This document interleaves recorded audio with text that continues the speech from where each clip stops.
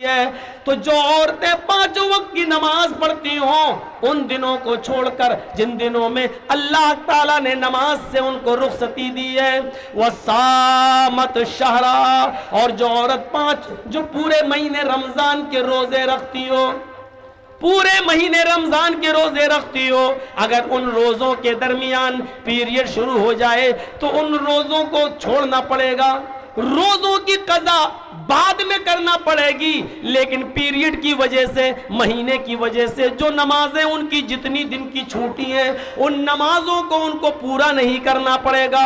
उन नमाजों को उनको दोहराने की जरूरत नहीं है, या छूटी हुई नमाजों को वो बाद में पूरा नहीं करेंगी, बाद में पूरा नहीं करेंगी। लेकिन रमजान के महीने के रोजे रखते हुए पीरियड शुरू हो गया तो 5-6 रोजे उनके जो छूट गए, ये रोजे उनको छोड़ना पड़ेंगे पीरियड की वजह से। लेकिन इन रोजों को दूसरा रमजान का महीना आने से पहले पहले ये रोजे उनको रखना पड़ेंगे।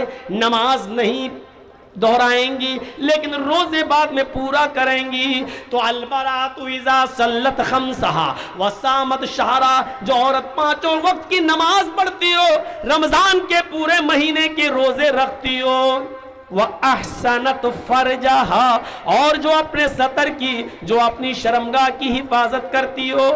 शर्मगाह की हिफाजत के 2 मतलब हैं।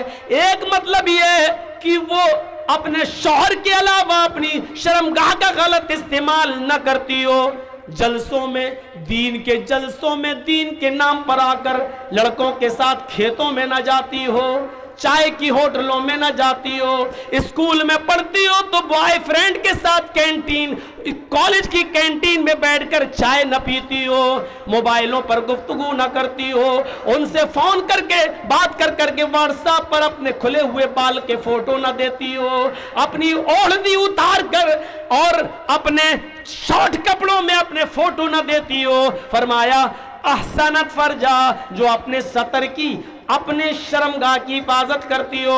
2 माना है, एक तो यह कि वो अपने शौहर के अलावा किसी और के साथ बिस्तर पर न लेटती हो, अपनी शर्मगाह का इस्तेमाल किसी गलत जगह पर न करती हो। और शॉर्टकट में एक और रास्ता है अपनी शर्मगाह की हिफाजत का, इतने शॉर्ट कपड़े न पहनती हो, इतने टाइट कपड़े न पहनती हो, इतने भड़कीले लिबास और इतने बर्क वाले लिबास, चमकने वाले लिबास न पहनती हो कि उनके कपड़े से, जो कपड़ा पहने हुए हैं उस कपड़े से उसके जिस्म की बॉडी नजर आती हो, उसके जिस्म का, उसका फिगर नजर आता हो, उसकी कमर और हाथ और पैर सब पता चलते हो, चिपके हुए हो। ये कपड़ा भी उस औरत के लिए गलत है और ये नंगापन के हुक्म में दाखिल है।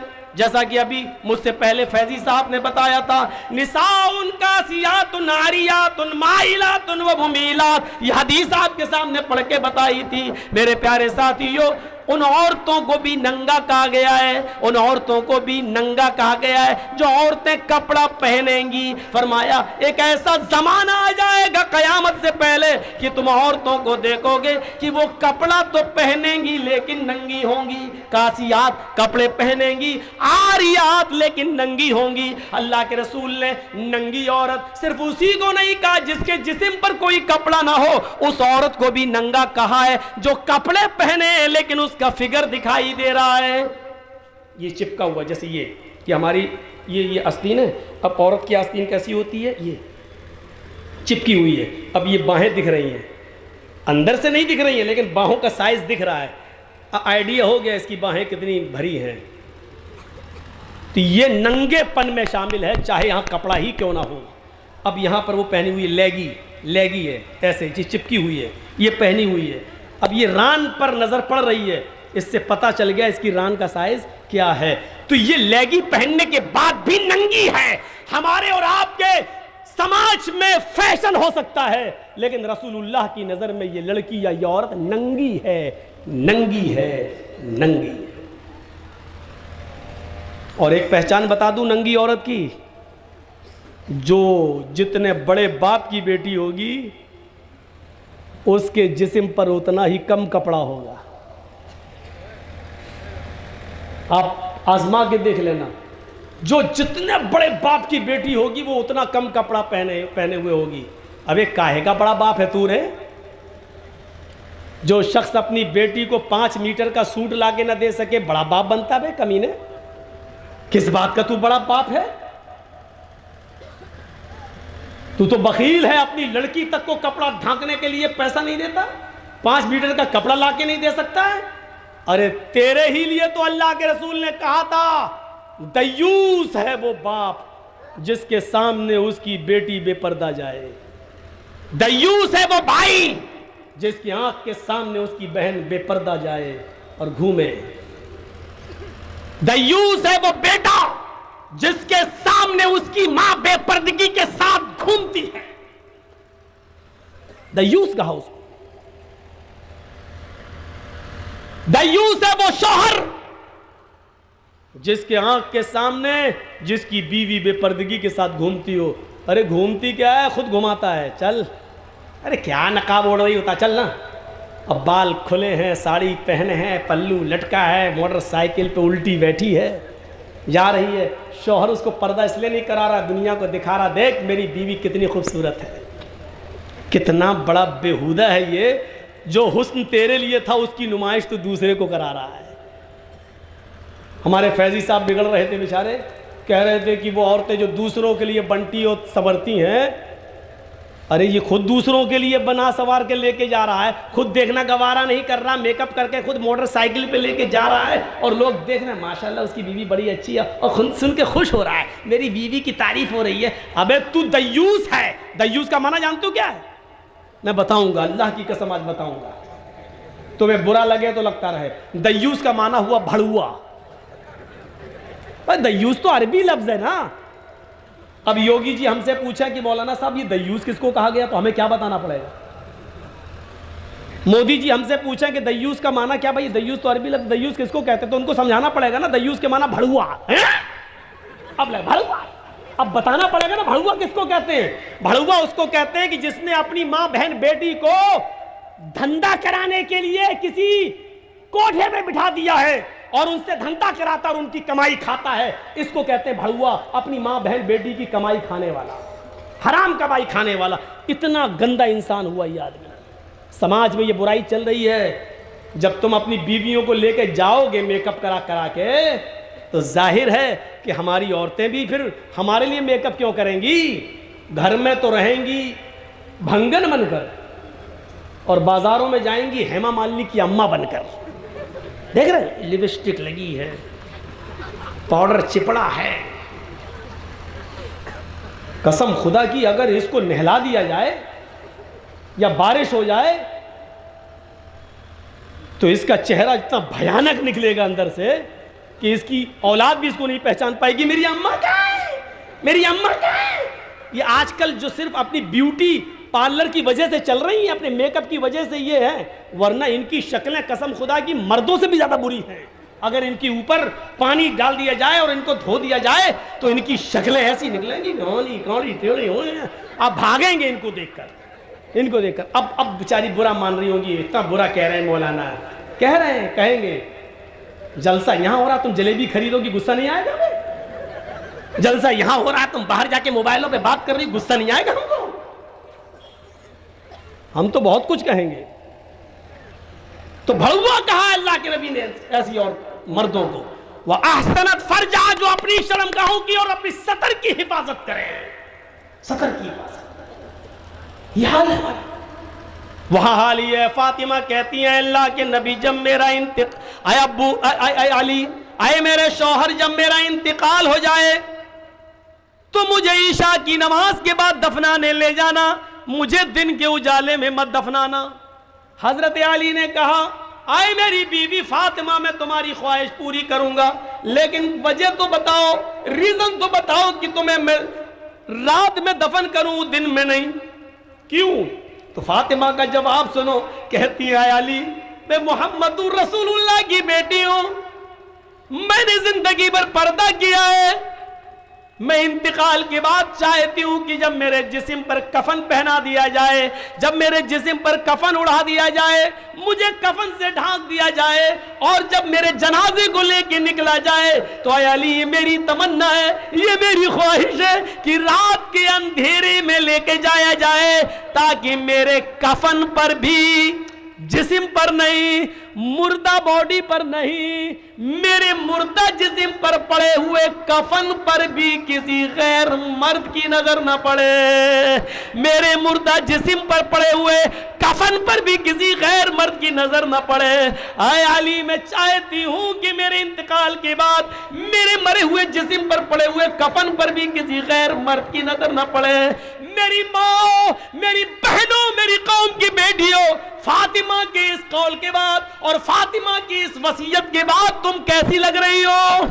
वो तो इंतकाल के बाद, जबकि इंतकाल के बाद कोई किसी को देखता नहीं है, इंतकाल के बाद उससे कोई मकसद नहीं रह जाता है, इंतकाल के बाद उससे न तो जिना हो सकता है, न मरी हुई लड़की से कोई मुंह काला करता है, न मरी हुई लड़की से कोई निकाह करता है।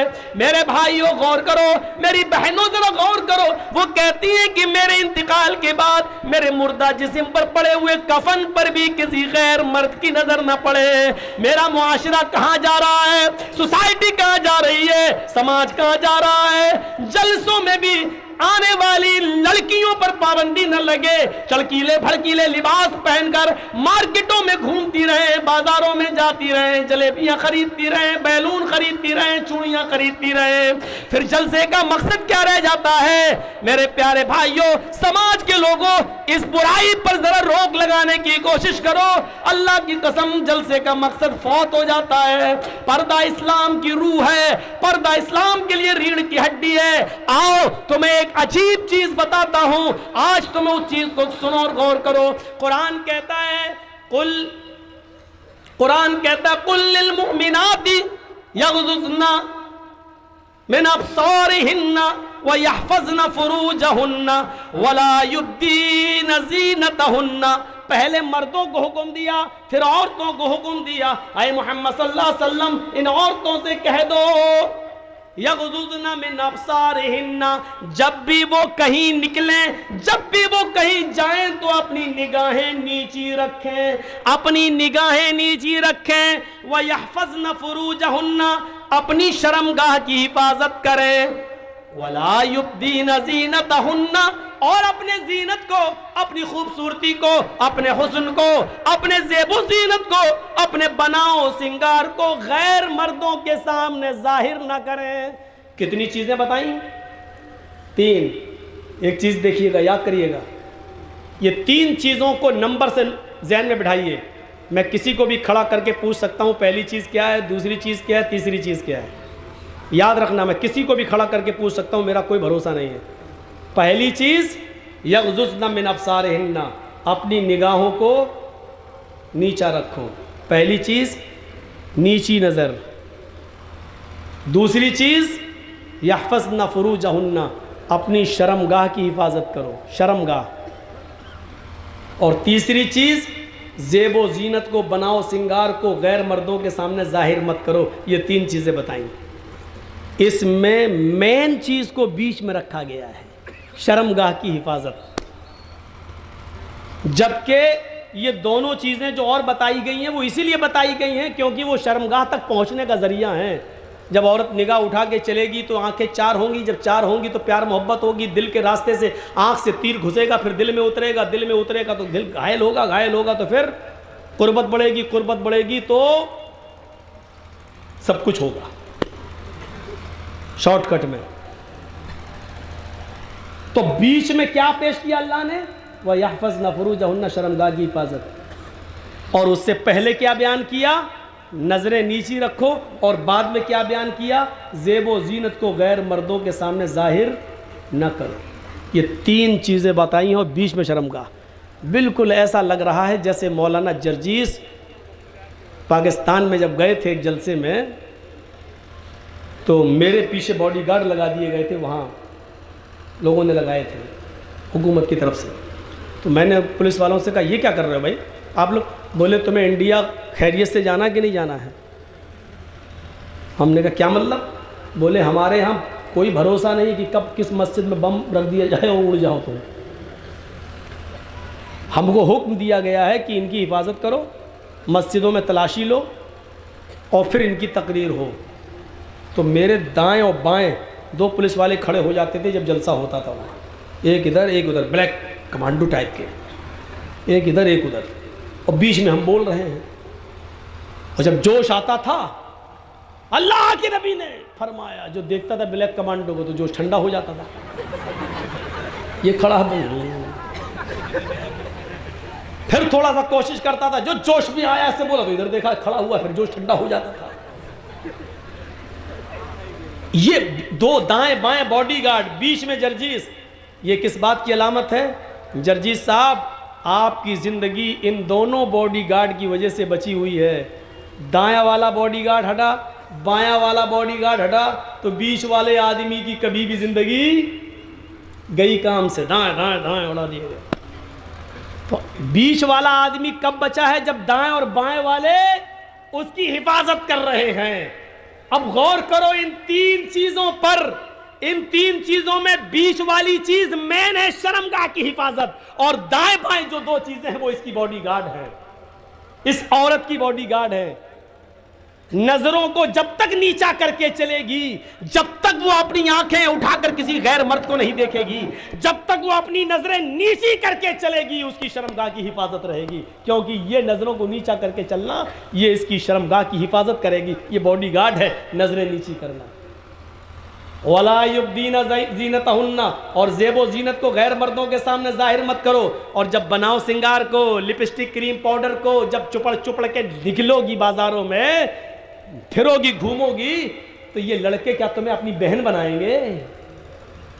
250 ग्राम चुपड़ोगी जब क्रीम, और एक और वो आता पाउडर, पता नहीं कौन सा,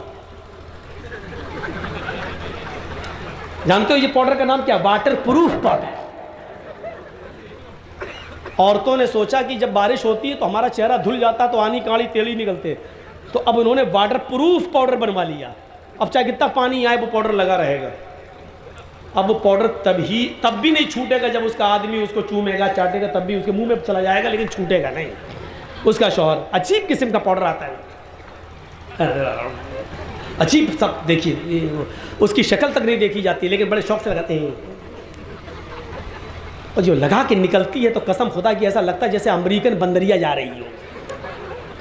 तुम हंसते हो, खूबसूरत पर कटे बाल कटे हैं पर चल रही हो, लग रहा है जैसे आप कह रहे हो कि जन्नत की हूर जा रही है। हमारी नज़र में तो ये अमेरिकन बंदरिया लगती है। अच्छी खासी खूबसूरती अल्लाह ने दी थी और इसने अपने आप को अमेरिकन बंदरिया बना लिया, अमेरिकन बंदरिया। तो बीच में जो चीज़ है वो है शर्मगाह, और दाएं बाएं उसके बॉडीगार्ड। तो अल्लाह ताला ने इशारा किया, जब तक तुम नजरें नीची करके चलोगी और जब तक बनाओ सिंगार को गैर मर्दों के सामने जाहिर नहीं करोगी, ज़ेब व ज़ीनत को गैर मर्दों के सामने नहीं दिखाओगी, तब तक तुम्हारी शर्मगाह की हिफाजत रहेगी। और जैसे ही तुम सड़कों पर, बाजारों में मेकअप करके चलने लगोगी और नजरें उठा के, आंखें ऊपर कर करके, सर उठा कर चलोगी, तो बीच वाली चीज की कोई जिम्मेदारी नहीं है, क्योंकि बॉडीगार्ड ही नहीं रहा। तो बीच वाली चीज पर कभी भी हमला हो सकता है। आए फातिमा, आए ज़ैनब, आए रुकैया, आए उम्मे कुलसूम, आए आयशा, आए ज़ारा, आए सारा, आए हाजरा, ये दोनों चीजें अगर तेरी उड़ गई बॉडीगार्ड, तो तुझे ज़ारा से निर्भया कभी भी बनाया जा सकता है। क्योंकि बॉडीगार्ड नहीं रहे हैं, तू कभी भी दरिंदगी का शिकार हो सकती है। चलती बस में तेरे साथ 10-10 लड़के भेड़िए बनकर तेरी इज्जत व आबरू को कभी भी लूट सकते हैं, और चलती हुई बस से तुझे धक्का दे सकते हैं, कभी भी तेरी इज्जत व आबरू लूट सकती है। क्योंकि तेरे बॉडीगार्ड तेरे पास से खत्म हो चुके हैं, क्योंकि नजरें नीची करके तू नहीं चल रही है और मेकअप और खुशबू और परफ्यूम लगा के तू जा रही है। अब बॉडीगार्ड ही नहीं रहे तो शर्मगाह की हिफाजत होगी कैसे? कुरान ने इन दोनों चीज़ों को बॉडीगार्ड की हैसियत से पेश किया। वह अहसनत फरजहा, और जो अपनी शर्मगाह की हिफाजत करती हो, 3 चीज़ें, जो 5 वक्त की नमाज पढ़ती हो और रमज़ान के पूरे महीने के रोज़े रखती हो और अपनी शर्मगाह की हिफाजत करती हो, वह अताअत बालहा, और चौथी चीज़ जो अपनी शौहर की खिदमत करती हो, इताअत व फरमाबरदारी करती हो। सुन लो, औरत सिर्फ अपने शौहर की इताअत व फरमाबरदारी करने के लिए पैदा की गई है, इसमें कमी बर्दाश्त नहीं की जा सकती है। इसीलिए अल्लाह के नबी सल्लल्लाहु अलैहि वसल्लम ने फरमा दिया है, और थोड़ी देर के लिए मुझे माफ़ करना कि मौलाना जर्जीस साहब इस तरीके की बातें क्यों कर रहे हैं। अल्लाह के रसूल ने इसीलिए इशारा किया है, आए ख्वातीन, आए लेडीज़, आए औरतों, तुम्हारा शौहर थका हुआ, मांदा हुआ, परेशान हाल, बिजनेस करके मजदूरी करके जब थका हुआ घर में आता है तो औरत की जिम्मेदारी होती है कि वो अपने थके हुए शौहर का खुलकर इस्तेमाल करे। जैसी दरवाजे पर दरवाज़ा खोलने जाए तो मुस्कुराते हुए उसका दीदार करे। यहाँ होता उल्टा है, औरत बेचारा, आदमी दिन भर बेचारा काम करके आया और जैसी घर में घुसा बीवी ने अपनी दास्तान सुनाना शुरू कर दी। प्लग खराब हो गया बिजली का, पंखा नहीं चल रहा है, मोटर फूक गया। अरे अल्लाह की बंदी, ये बात थोड़ी देर में भी कह सकती थी। तेरा शौहर घर में आया है, वो तेरा शौहर है, बिजली मैकेनिक नहीं है जो बिजली संभालेगा। आते ही अब आए, कब से बिजली खराब है, उसका मूड खराब हो गया। कम वक्त में तो दिन भर का थका हुआ आया हूं। बहुत सी औरतें शिकायत करती हैं, मेरा शौहर 12 बजे रात में घर में आता है, पता नहीं कहाँ बैठा रहता है, 1 बजे घर में आता है। मेरी बहनों, एक बात तुम्हें बताता हूं, सुनो। अगर तुम घर में अच्छे कपड़े पहनकर नहीं रहती हो, बन संवर कर नहीं रहती हो, साफ लहजे में कह दूं कि परफ्यूम और खुशबू लगाकर मेकअप करके घर में तुम नहीं रहती हो, तो फिर तुम्हें ये शिकायत करने का कोई हक नहीं है कि मेरा शौहर 12 बजे घर में आता है, 1 बजे घर में आता है।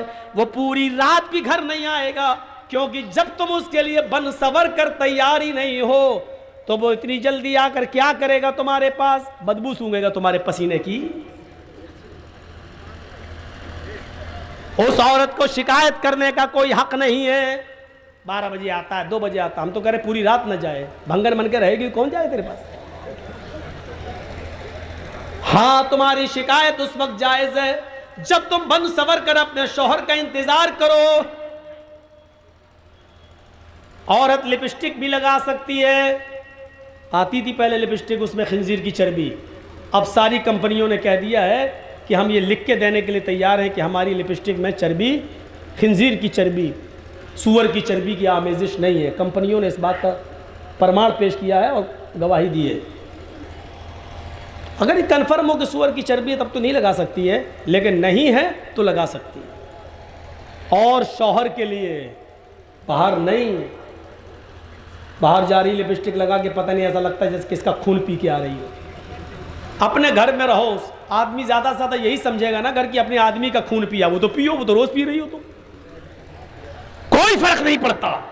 अपने अगर आपका शौहर लिपस्टिक को पसंद करता है तो आप घर में लिपस्टिक लगा सकती हैं, क्रीम पाउडर लगा सकती हैं, रंग जाहिर हो ऐसा मेकअप आप इस्तेमाल कर सकती हैं। मर्द की जीनत, मर्द की खुशबू वो है जिसका रंग जाहिर ना हो, खुशबू उठे, खुशबू उठे, ये मर्द की जीनत है।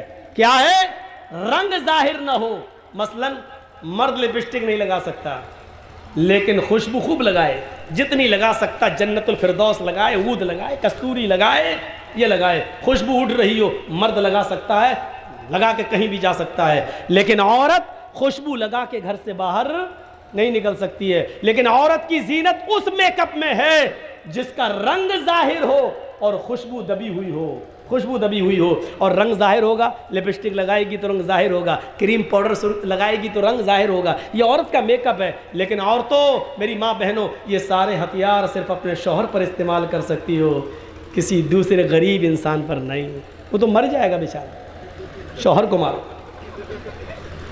इसलिए कि तुम्हें ये सारे हथियार चलाने की इजाजत शरीयत ने दी है, लेकिन शौहर पर किसी और पर नहीं।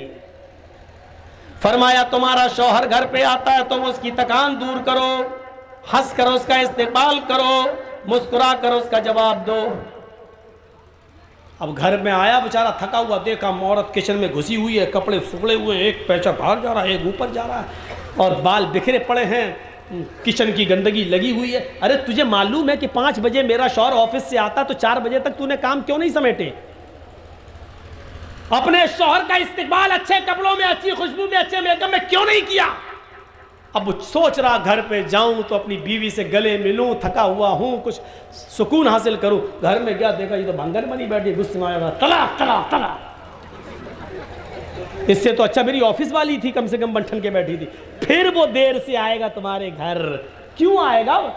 10-9 बजे क्यों बैठेगा तुम्हारे पास? घर में आता तुम भंगर मन के रहती हो, तो फिर ऑफिस वाली ही को ना पसंद करेगा। मैं ये नहीं कह रहा हूं कि वो जायज है, वो गलत कर रहा है, लेकिन उससे ज्यादा गलत तुम कर रही हो, क्योंकि तुम उसकी बीवी होकर उसको अपने जिस्म से रोक रही हो और फायदा उठाने का मौका नहीं देती हो। इसलिए फरमाया कि अगर औरत को बच्चा भी हो रहा हो और वो ऊंटनी की ऊपर बैठी हो, जचकी के वक्त, बच्चे की पैदाइश के वक्त औरत को एक ऊंटनी पे बिठाया जाता था अरब के अंदर, ताकि आसानी से डिलीवरी हो जाए, आसानी से बच्चा पैदा हो जाए। फरमाया अल्लाह के नबी ने, अगर तुम उस ऊंटनी पर भी बैठी हुई हो और तुम्हारे बच्चे का डिलीवरी का वक्त करीब हो और इस हाल में तुम्हें तुम्हारा शौहर हम बिस्तरी के लिए तुम्हें बुलाए, तुमसे वो ये चाहे कि वो अपनी बीवी से फायदा हासिल करे, तो आए औरत, तुझे उस वक्त भी अपने शौहर के पास जाना पड़ेगा, इसलिए कि उसके दिल में लगी हुई आग को तेरे अलावा कोई बुझा नहीं सकता है। अगर उसके दिल की आग को तूने नहीं बुझाया तो तेरा शौहर गलत काम में पड़ सकता है, इधर उधर जा सकता है, उसके खिरमत में आग लग सकती है, वो गलत रास्ते पर जा सकता है। फरमाया कि औरत को इस हाल में भी अपने शौहर के पास आना पड़ेगा और इस पोजीशन में भी वो अपने शौहर को अपने जिस्म से नहीं रोक सकती हो। सुन लो, अल्लाह के नबी फरमाते हैं, अगर तुम चूल्हे पर भी बैठी हो, रोटियां पका रही हो, आग जल रही हो, रोटी जलती है तो जल जाने दो, अगर तुम्हारा शौहर तुम्हें बुलाता है कि तुमसे कुछ फायदा हासिल करे, तो तुम चूल्हे को छोड़कर, रोटियां पकाना छोड़कर अपने शौहर के पास जाओगी, उसके अरमान को पूरा करोगी, उसके दिल के मकसद को पूरा करोगी। इसमें ना नू नहीं होना चाहिए। मेरी माँ बहनों, ये तुम्हारा घर बनाने के लिए मोहम्मद रसूलुल्लाह ने इस हद तक इजाजत दी है, इस हद तक हुक्म दिया है औरतों को, ताकि तुम्हारा भी घर बना रहे और उसका भी घर बना रहे और वो दूसरी तरफ न भटकता। शौहर की इताअत और फर्मा बरदारी हर हाल में जरूरी है। यहां तो शौहर की इताअत होती है, शौहर की।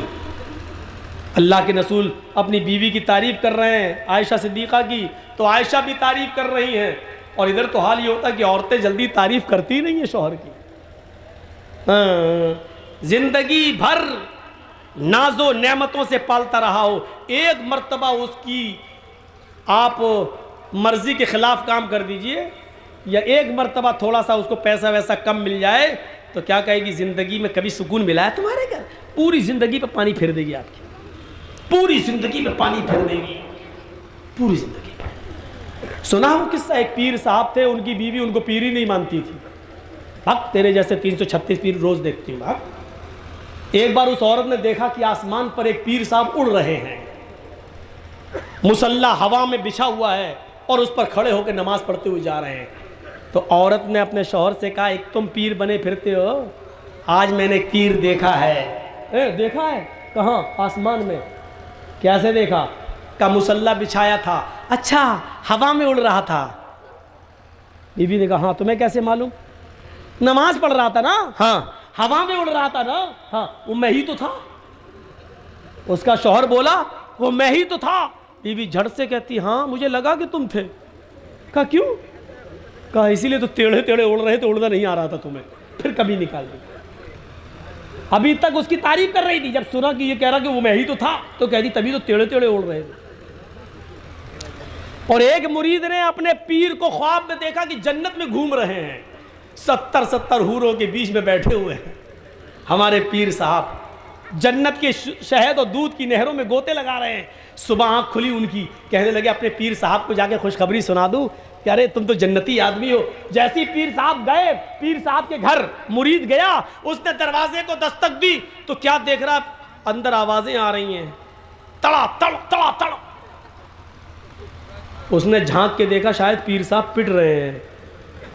उसने सुराख से ऐसी झांक के देखा तो क्या देखता है कि पीर साहब की बीवी झाड़ू से पीट रही है पीर को। वो कहता रहे यार ये क्या हो गया, मैंने तो ख्वाब में देखा है कि पीर साहब जन्नत में घूम रहे हैं, 70-70 हूरों के बीच में बैठे हुए हैं, यहाँ तो एक नहीं सब अल्लाह ही इनसे। ये बेचारा जाने लगा, पीर साहब दरवाज़ा खोलते हैं, कहाँ जा रहे हो? मैं जा रहा हूँ घर। इधर आओ। क्यों आए थे? अरे कुछ नहीं यार, आया था बहुत बड़ी खुशखबरी सुनाने, लेकिन अगर मूड ख़राब हो गया मेरा, मैं जा रहा हूँ। कहा क्या हुआ? अरे क्या क्या हुआ यार, अरे बताओ ना क्या हुआ, क्या परेशानी थी? अरे कुछ नहीं पीर साहब, रात में मैंने ख्वाब में देखा था कि 70-70 हूरों के बगल में आप बैठे, वो इधर से बोसा ले रही है, वो इधर से पकड़ रही है, और आप मस्त हैं, दूध की और शहद की नहरों में गोते लगा रहे हैं, जन्नत की नेमतों से मुस्तफीद हो रहे हैं। मैंने सोचा कि आपको खुशखबरी सुना दूं, यहाँ देख रहा हूँ कि आप झाड़ू से पिट रहे हैं, अपनी इतना बुरा हाल आपका। तो पीर साहब हार मानने वाले कब हैं?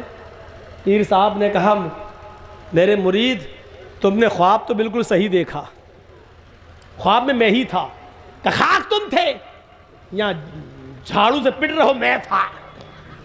अरे सुनो तो पहले, तुमने ख्वाब में जो मुझे देखा जन्नत में, वो बिल्कुल सही देखा, वो अल्लाह ने मुझे ही को जन्नत दी है, लेकिन वो जन्नत मिली कैसे वो तुम्हें मालूम है?